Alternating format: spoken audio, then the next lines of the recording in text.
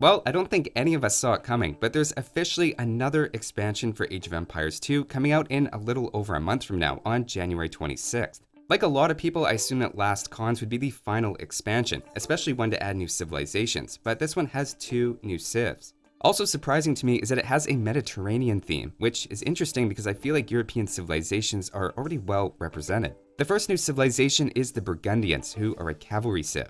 Their first bonus is that their economic upgrades are available 1 age earlier than for other civilizations. Think double bit axe, wheelbarrow, and horse collar before your first farms even go down. I feel like you could easily end up delaying your uptimes with this bonus, so there is potentially a bit of a trade-off, but it definitely sets you up with a good economy. Keep in mind that each new level of an economy tech chain tends to have a large jump in cost, so maybe it's not as crazy as it sounds. I expect an earlier double bit axe is going to be the most important tech. The second bonus is that Fallen Knights return 50% of their gold cost, so you get 37 gold back each time you lose one.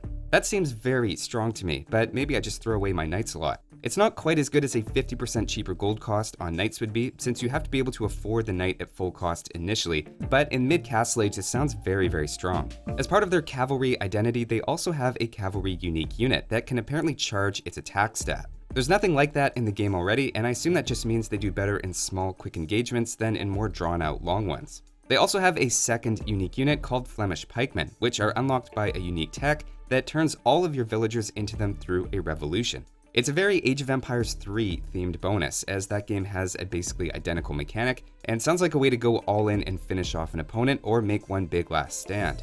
Their other unique tech is Burgundian vineyards, converting all of your food to gold at a ratio of 2 to 1. Very likely it's just a one-time thing, but it sounds kind of insane in those games where everyone runs out of gold and has 10,000 food and wood stacked up. Overall, it sounds like Burgundians are a strong civilization with some very unorthodox bonuses. The other new civilization is the Sicilians. They're an infantry civ, and their first bonus is that they construct castles and town centers in half the time. Think about how hard it would be to stop a castle drop by this civ.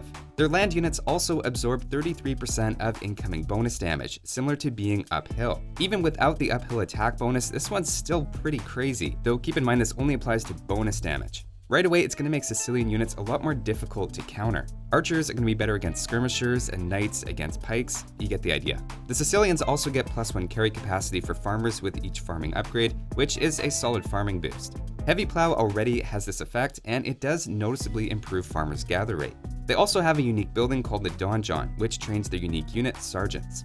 I'm fairly sure this is a castle and this is the Wonder, so this is probably the Donjon. This one's probably similar to the Bulgarian Krepost as a smaller castle that can train the unique unit. One of their unique techs is the First Crusade, which spawns a one-time group of 7 sergeants at each town center. So timing that one with how many town centers you have and when 7 units is still impactful makes for an interesting trade-off. Their other unique tech gives everyone on your team 15 gold for each military unit they own. Again, this could be really good even just in a 1 vs 1 in the super late game when you have 120 trash units and are otherwise out of gold. To be fair, it's hard to speculate on the Sicilians' balance, as it might also come down to how good their sergeants are. The sergeants can apparently build donjons, and military units building is a very new concept in Age of Empires 2.